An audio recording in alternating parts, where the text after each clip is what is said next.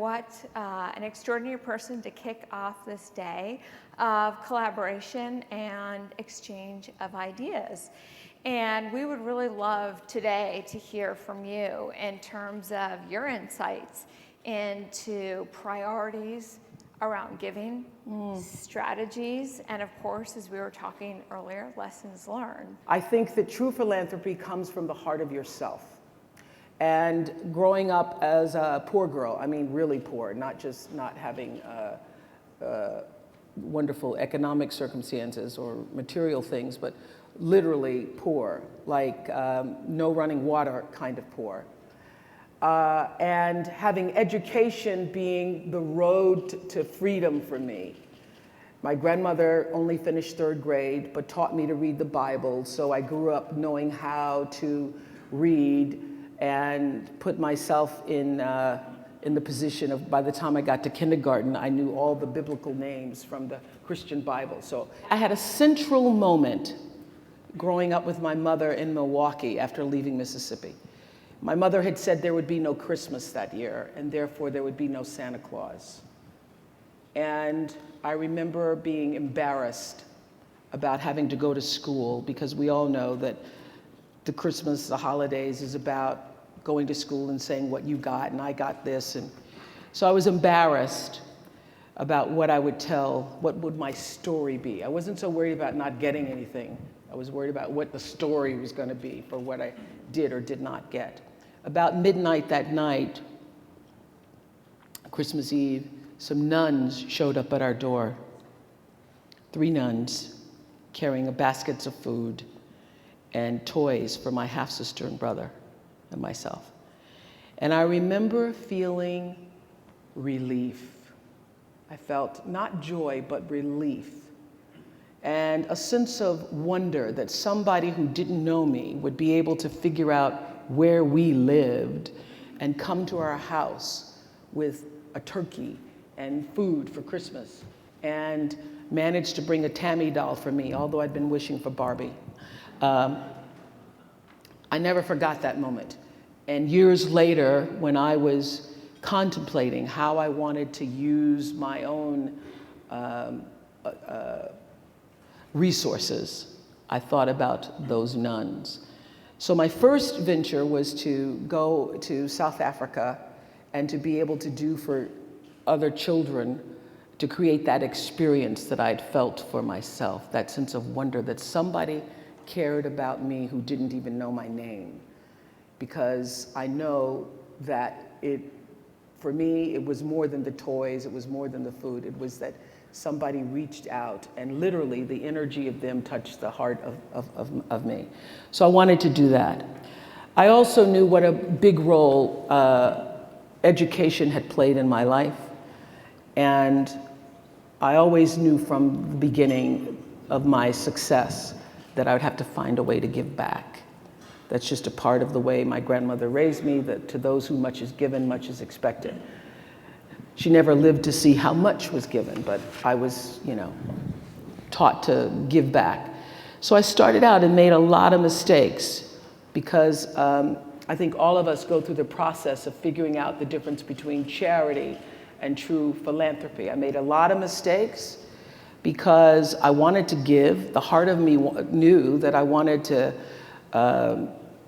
have other people experience some of what I had experienced, but I wasn't quite sure of how to do it.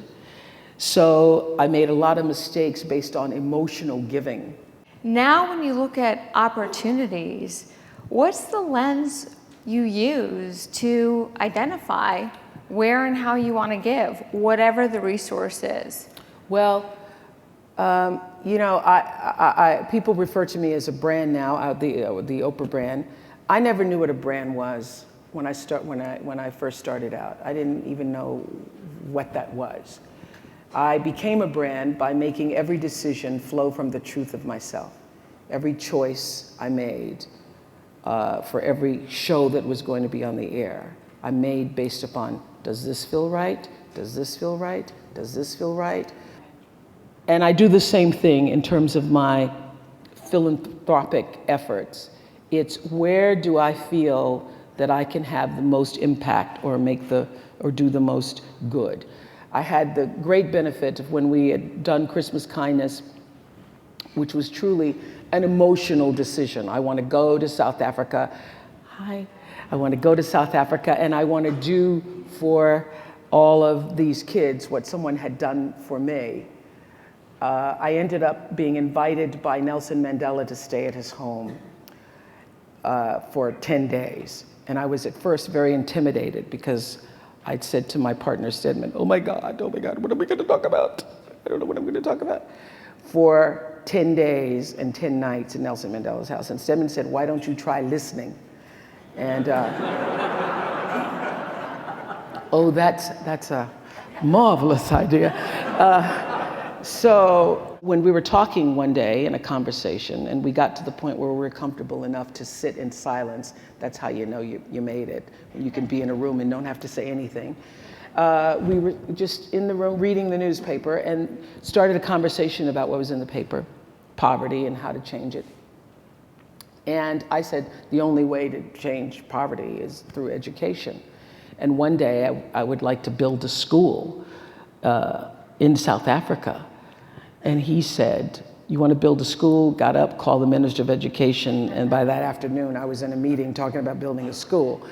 So the school for me was the way in, because I knew that education, taking a child out of their village, creating an environment for them where they have aspiration and can feel the spirit of themselves. And what I know is true is that true spirituality, the real spirit of every human being, is that part of ourselves which is drawn to hope,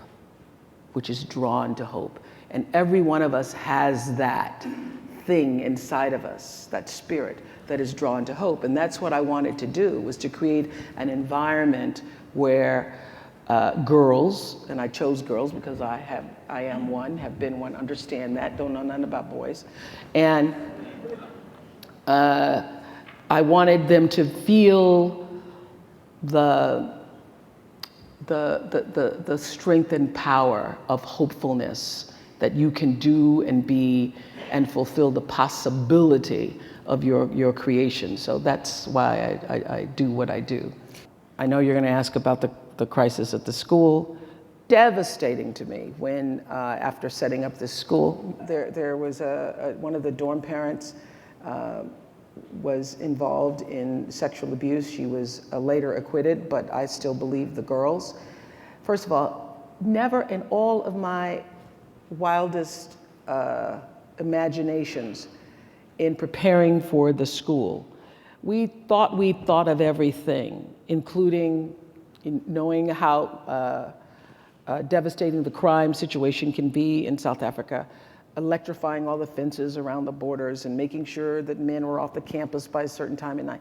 Never occurred to me or anyone, I think, that you would have abuse or charges of abuse from a female on campus. And so when that happened, there were lots of people who said, oh my goodness, okay, does this, destroy the dream? No, because I held on to what is the greater vision of that.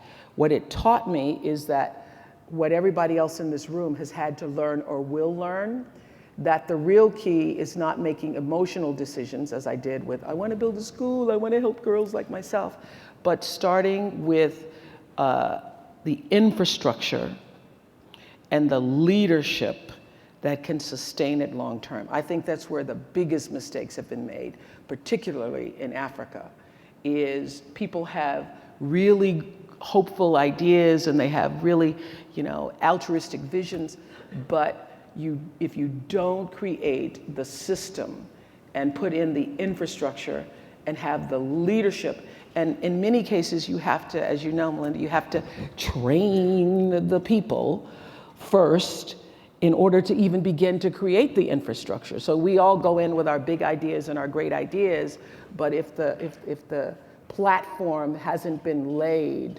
for long-term sustainability, and particularly, I would say, biggest mistake is leadership. You have to have people whose vision is not only aligned with yours, but they also carry the passion for the vision as you do. Not just, oh, I want to execute, or I just want to, work in this. You need people who are equally as passionate about it as you are.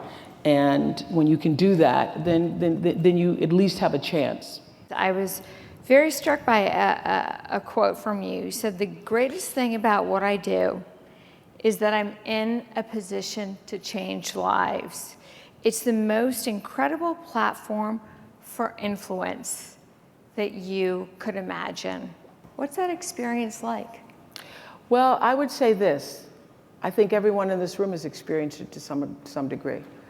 Because what I learned over the years in my 35,000 interviews with people,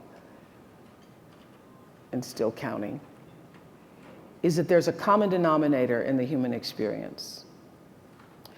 That whether I was talking to a convict, I interviewed a father in prison who'd murdered his 2 daughters.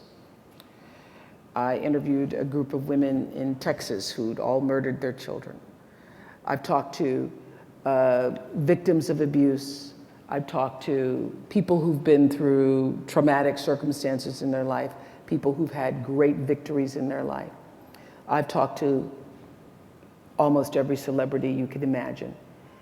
And at the end of every single one of those interviews, in one form or another, each of them said this: was I okay? Was that okay? I finished interviewing 5 men who all admitted to being child molesters and told in graphic detail how they lured children and seduced children. And it was really pretty profound, I would say, compelling. At the end of it, they said, was that okay?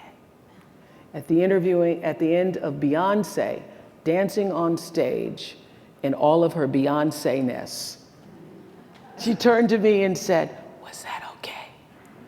So what I learned in all of those thousands of interviews is that there is a common denominator in our human experience. And when I go into any interview, no matter how intimidated I might be or how, oh my gosh, I've never talked to this person before, I know that that's the line of truth that's running through. Everybody wants to know, did you hear me? And did what I say matter? And that's in your own personal relationships, that's with your children, that's every argument you've ever had is really about, are you hearing me? I'm sure somebody's actually said those words in this room. You don't hear me, are you hearing me? So fundamentally, the desire to be heard, the desire to be validated, the desire to know that what you're doing is meaningful in the world is something that we all hold for ourselves. Just this past week on my network own, I do something called Super Soul Sunday, and I was interviewing Carolyn Mace, who wrote a book called Anatomy of Spirit. And what's really exciting for me is that we were able to broadcast that not just on the cable platform, but to also blast it around the world. So we simulcast it around the world. So all around the world, people are tweeting in, thousands of people at the same time. And she said something that really hit a nerve. I knew it would hit a nerve with everybody because it hit a nerve with me. She was talking about how most people lead their lives following a course that is not their own. And that unless you can find the course that is truly your own, you will remain off course. And she was talking about how so many women betray themselves, and that when you betray yourself in relationships, regardless of what those relationships are, that you are no different than the person who hurt you. Now, that's just a simple little sentence. When you betray yourself, you're no different than the person who hurt you. Most of us in this room are cognizant of that. We're aware of that. But there's a whole world of people who are not. So what comes back to me is all these people who are tweeting, oh my God, I never thought of it that way before. That to me is the purest validation, because the reason why I wanted to do that show is so that people would feel and be able to discover a path to better themselves, a way to see themselves differently. And that one little phrase, when you betray yourself, you become no different than the people who hurt you. Open the door for that. So I, in that way, am validated because I'm very clear about what my purpose on earth is.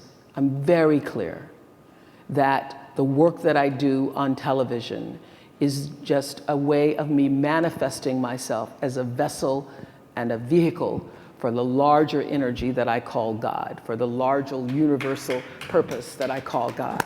That's what it is for me.